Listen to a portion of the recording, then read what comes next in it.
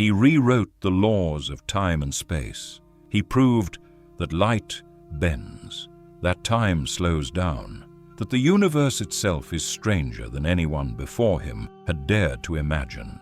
And yet, the man who understood gravity couldn't hold his own family together. His son spent most of his life in a mental institution. Einstein visited him only a handful of times in over 3 decades. How does a man who could calculate the curvature of space fail to notice the people standing right in front of him? Stick around, because by the end of this video, you'll understand something most people never do.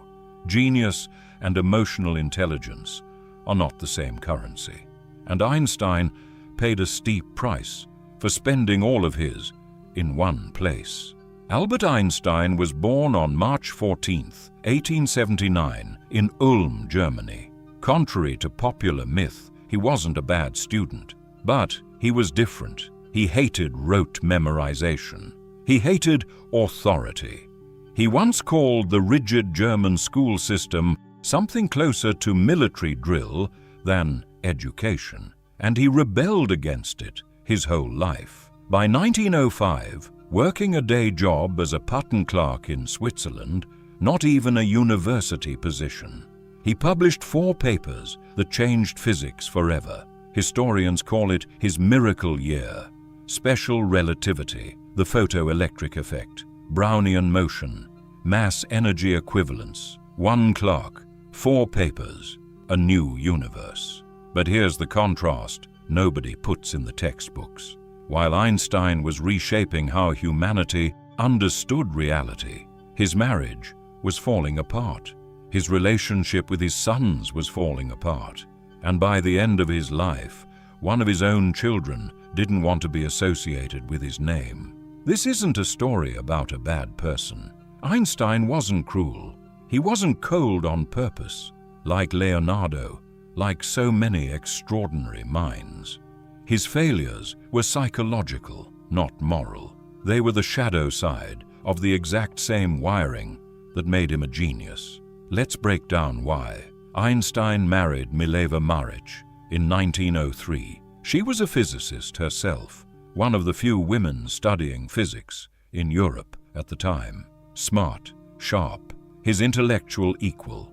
They had 3 children, a daughter, Liesel, whose fate is still debated by historians. She may have died in infancy or been given up for adoption. The records were never fully recovered. Then 2 sons, Hans Albert and Eduard. By the time Eduard, his younger son, was born, Einstein's marriage was already collapsing. He was consumed by his work on general relativity.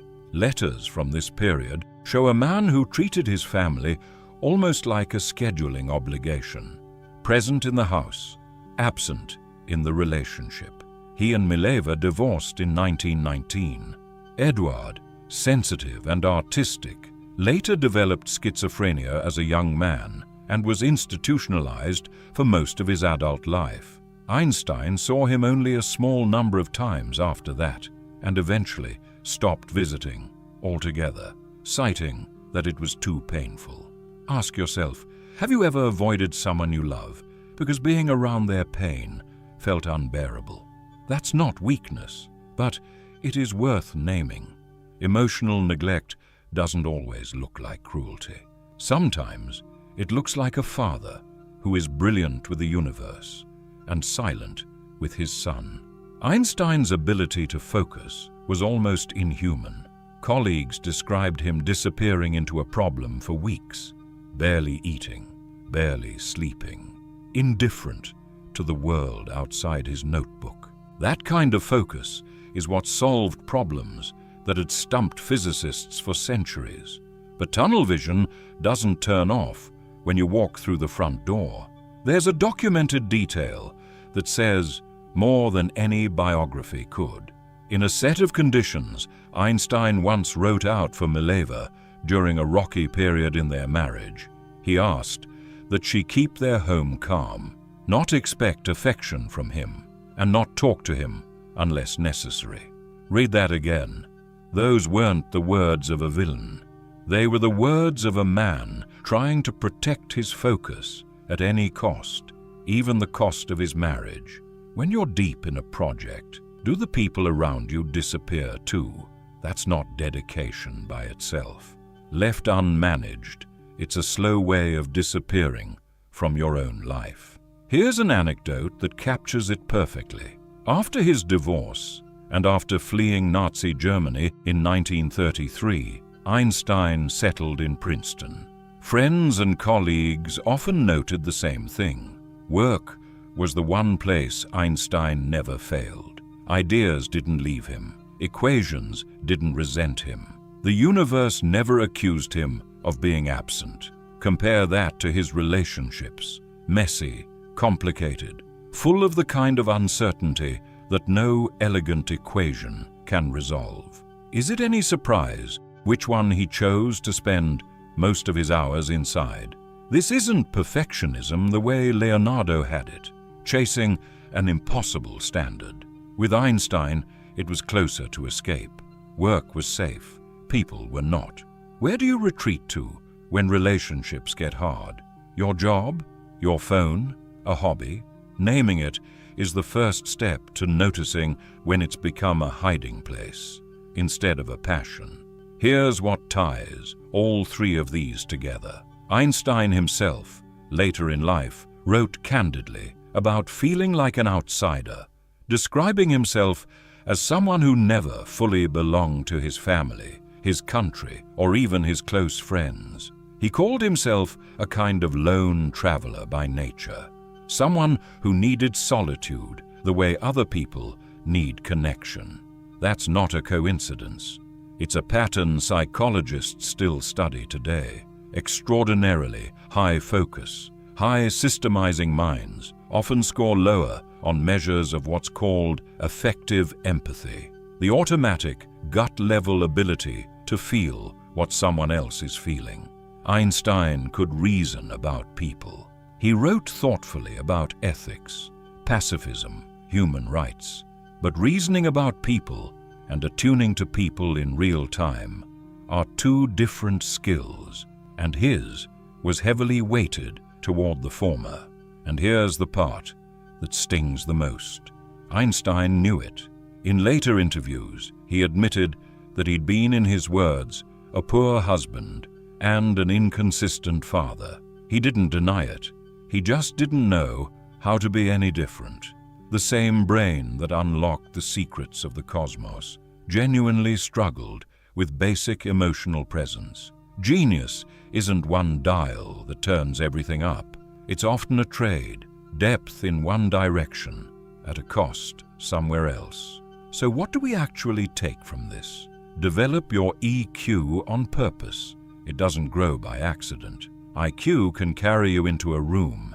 EQ is what makes people want you to stay in it. If you know you default to logic over feeling, practice naming emotions out loud, yours and other people's. It's a trainable skill, not a fixed trait.